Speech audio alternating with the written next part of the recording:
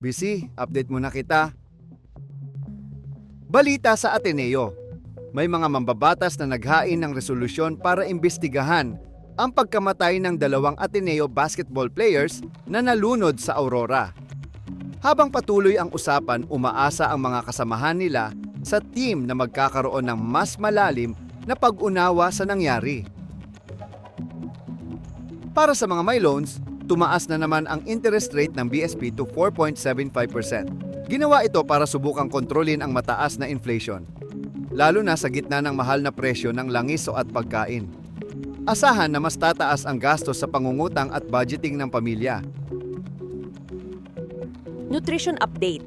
Tumaas ang obesity sa mga adult na Pilipino ngayong 2025, lalo na sa mga kababaihan at mga nakatira sa urban areas. Kasabay nito, umakyat din ang child stunting rate sa 25%, unang pagtaas sa loob ng 10 taon. Ipinapakita nito na may mga patuloy na hamon sa nutrisyon na kinakaharap ng bansa. May bagong peace deal sa pagitan ng US at Iran na nilagdaan na. Dahil dito, nakadaan na ang mga Saudi-flagged supertankers sa Strait of Hormuz na inaasahang makakatulong sa pag-stabilize ng global energy supplies. Posible ring makaapekto ito sa presyo ng langis sa mga susunod na araw. Usapang impeachment sa Senado.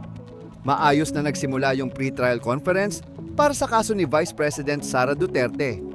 Ayon sa parehong prosecution at defense teams, naging smooth yung proseso at natapos na nila i-mark yung ebidensya para sa dalawang articles. Magpapatuloy ang conference sa Lunes, June 22, para tapusin yung natitirang articles bago magsimula ang trial proper.